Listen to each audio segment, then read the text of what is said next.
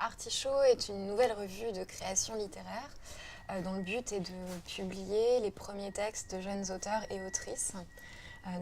L'idée c'est de donner un lieu à de jeunes auteurs qui en sont à leur premier tâtonnement, premier roman, premier recueil de poèmes, etc. Leur donner un lieu pour publier leurs premiers textes. L'idée que j'ai eue, c'était à partir de mon expérience personnelle, j'ai écrit moi-même et puis un jour je me suis sentie prête à envoyer des textes, donc j'ai fait des recherches pour voir un petit peu ce qui existait en termes de revue, puisque la revue c'est un bon endroit pour commencer à publier. J'ai trouvé de belles choses, mais je sentais qu'il y avait un manque et il n'y avait rien qui correspondait exactement à Artichaut, donc je me suis dit que j'allais créer une revue, une nouvelle.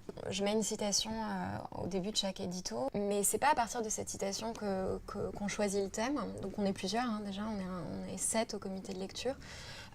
Les thèmes nous viennent plutôt en rapport avec l'artiste qu'on décide d'inviter, puisque chaque numéro présente le travail graphique d'un artiste.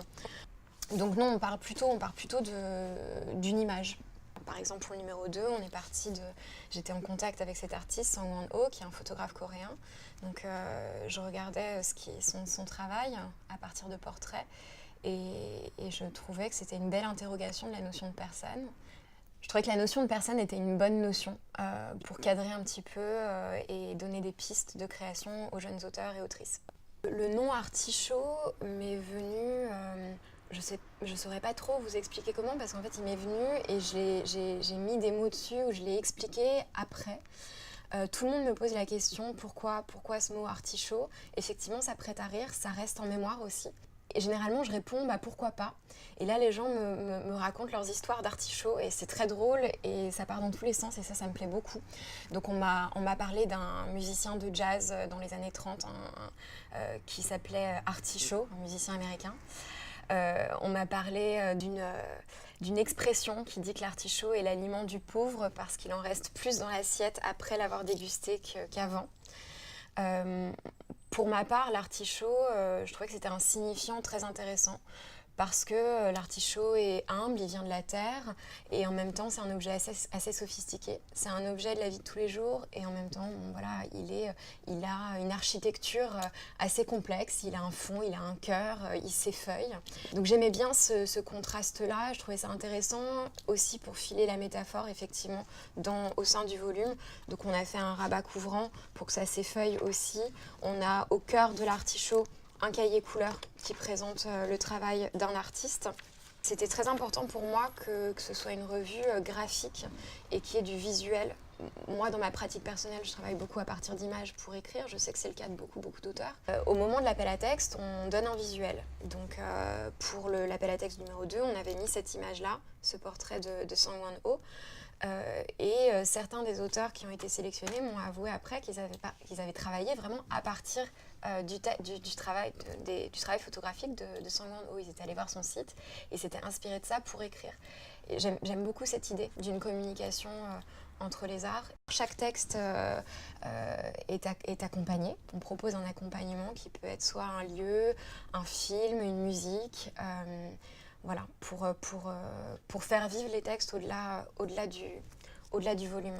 La question de l'engagement se pose effectivement. On a pris comme premier thème pour lancer la revue Révolution au pluriel. C'était en mars 2017, donc il y avait tout un climat politique assez tendu. On trouvait intéressant d'interroger ce mot qui est utilisé un peu à tort et à travers, d'où le pluriel, révolution, et de prendre un petit peu de distance par rapport à ça. Personne, c'est un petit peu pareil, c'est un mot qui veut dire à la fois tout et rien, qui est du côté d'un positif comme d'un négatif. La dimension politique est importante et on a des textes, des satires politiques dans chacun des numéros. Après, c'est pas forcément une ligne éditoriale, mais c'est quelque chose qu'on aime bien. On considère que la littérature doit avoir une emprise dans le réel et a un vrai rôle à jouer dans un certain débat. Et effectivement, pour le numéro 2, on a choisi d'inviter, puisqu'on invite un auteur ou une autrice pour chaque numéro, pour présenter un petit peu son travail. On a décidé d'inviter Anne-Charlotte Husson, qui est une militante féministe, qui a écrit un texte vraiment très beau sur la notion de personne en lien avec les combats féministes. Et on est très très fiers d'avoir un texte de non-fiction créative parce que c'est vraiment ce que c'est, ce texte-là, au sein d'Artichaut, parce qu'on considère que la non-fiction peut faire l'objet d'une création aussi.